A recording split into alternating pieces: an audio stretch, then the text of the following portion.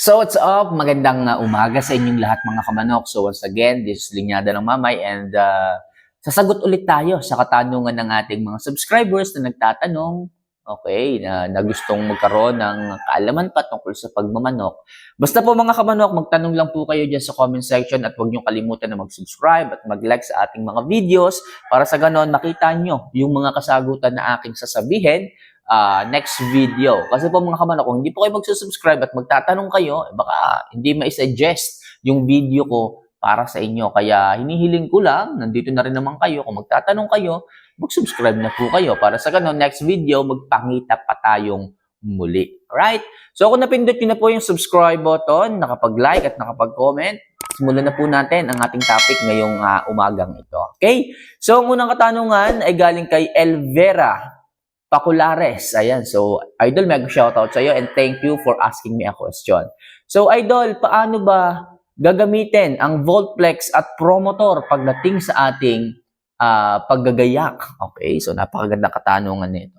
So, alam niyo po ba ang Voltflex? Kasi yung iba dyan, naririnig lang nila, dapat magbigay ka ng Voltflex, dapat magbigay ka ng Promotor, pero hindi nila alam kung para saan ito. So, explain natin kung bakit kailangan at bakit natin ibinibigay ito sa ating mga alaga. So, unang-una, si Voltflex KQ, hindi po natin ma-identify pagdating sa pangalan, biglang Voltflex. Ano yun? Ano yun?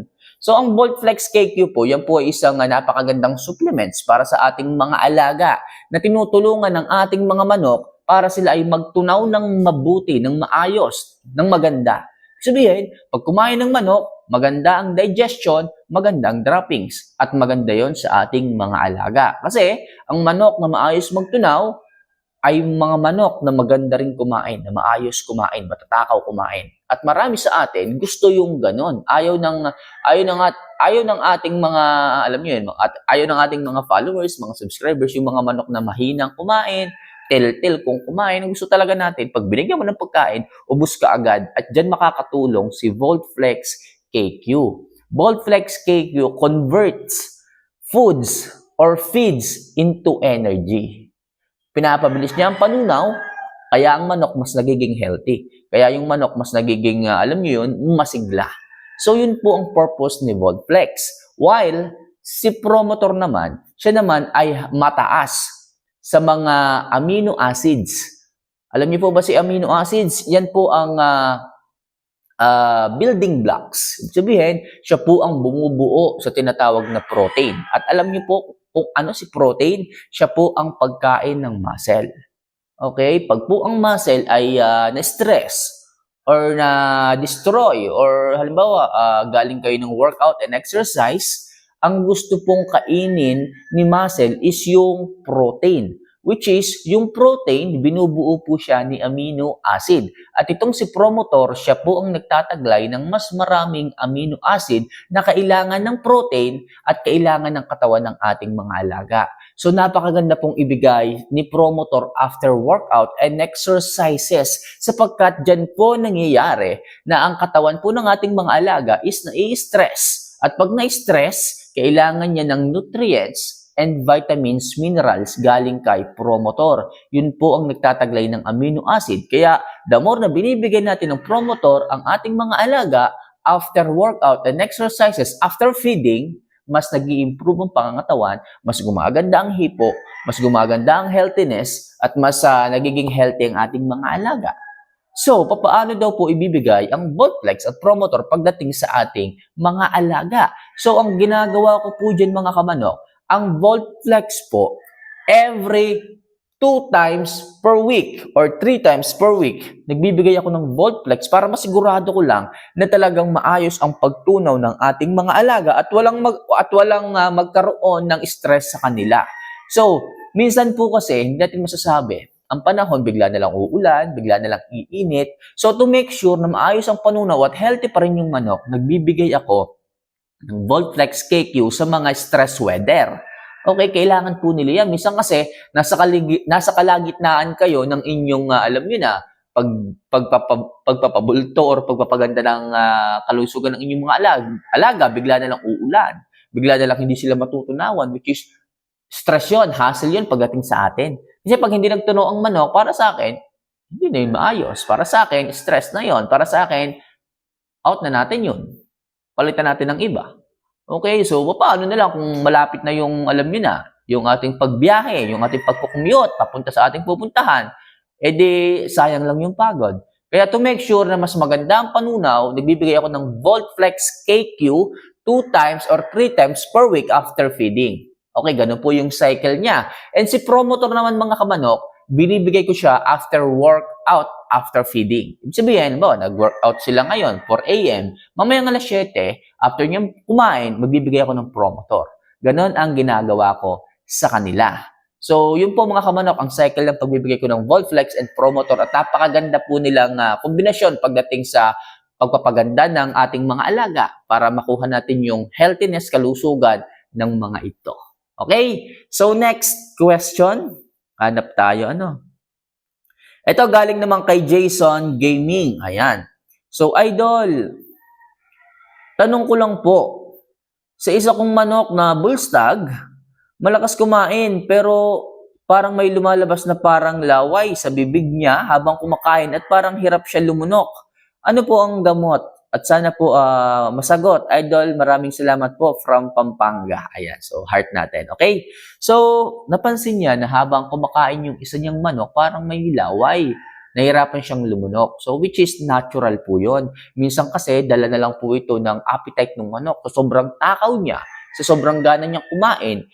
Ang bilis niyang kumain. Nagbabara po dito sa kanyang esophagus. Which is normal po yun. Mapapansin niyo, parang lumulunok siya.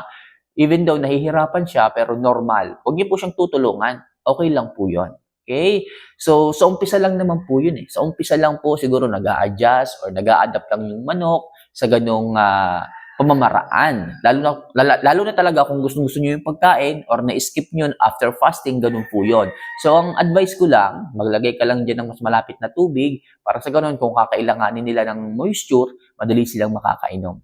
Pero napapansin ko naman mga kamanok, sa umpisa lang po yan, then after a while, makikita nyo, makaka-adapt din naman po yung manok. Yung laway naman po, normal po yun dahil nga po sa possible, matagal na oras kayong hindi nakapagpakain or something na finasting nyo po sila. Ganun po, nagbubuo po yung laway, which is normal nga po yun. So after a while, makikita nyo naman yung manok magiging okay din. Pero kung halimbawa naman po na yung manok nanghihina, may laway-laway na malagkit, so doon po tayo magbibigay ng antibiotic kapag gano'n. Pero yung sinasabi mong pagkakaroon ng laway, tapos nahirapan siyang lumunok at maayos namang kumain, wala tayong magiging problema doon. Hayaan mo lang muna sila. Okay? So next. Okay. So ito galing kay Joshua Flores. Ayan. So Idol, ano ang magandang i-breed pagdating sa Maclean na inahin? So pag sinabing Maclean hatch, ito ay kalimitan na sila ay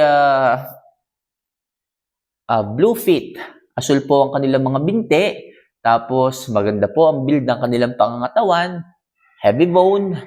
Nga lang, medyo mabababa sila. Yung mga pure, yung mga pure at mataas ang linyada ng hatch, mabababa po sila. Mabababa po silang mga manok, hindi po ganun kahaba ng katawan, pero sila po ay matitipuno. Yung mga ganyan, mga kamanok, maganda po natin yung i-breed sa mga Gilmore. So, Gilmore hatch, yan po talaga ang napakagandang, alam niyo na, breeding ng ating mga alaga. So, Gilmore hatch, pwede po tayong, pwede rin sa sa mga blacks, para sa ganun, mas tumaas pa po yung, alam niyo na, paano ko sasabihin to, yung healthiness ng manok. Kasi, the more na maraming hatch dyan, hindi po kaagad sila nagkakaroon ng sakit. So, nai-immune po sila sa sakit. Compared natin sa mga light chickens, okay? Light chickens na hindi po sila ganun ka-immune sa sakit. Pero yung mga hatch, sila po ay hindi mahirap i-breed. Yun nga lang po, medyo masusungit po sila. Pero tiyagain lang po natin mga kamanok. So, actually, napakarami. Hindi ko po pwede sabihin sa inyo na ganito, ganyan. Pero ibibigay ko lang po sa inyo is yung mga minimal na magandang linyada na i-breed dyan sa hatch. Yung iba kasi, pinapasukan na po nila ng kung ano-anong linyada. So, experiment pa rin kasi ganun po talaga ang breeding trial and error. Kung saan ka maayos, saan ka mas magandang nabibreed, doon po. So, experience po ang kailangan. Yung iba, Boston. Okay, binibreed nila sa Boston kasi gusto daw nila ng talino kasi yung mga hatch, Alam niyo naman, hindi nag-iisip yung mga yan. Basta lang sila pasok ng pasok, basta lang sila, alam niyo na, wala silang pag-iisip. So, nasa inyo po yun mga kamanok. Basta sa point na to, Gilmore, tsaka yung iba sa sweaters. Okay? So, yun lang muna sa ngayon mga kamanok. Ang ilang mga sasagutin natin para sa ganun kahit pa paano, mabigyan natin ng kaalaman yung ibang nagtatanong dyan. Sana kahit pa paano makatulong yung simpleng video na to pagdating sa ating mga newbie at mga baguhan. So, paano mga kamanok? Kung may katanungan ka, kung gusto mo yung parang ko na pag-share ng idea, mag-comment ka lang. At the same time, mag-subscribe at mag-like. So, paano mga kamanok? See you for our next vlog. Mahal ko po kayo. Paalam.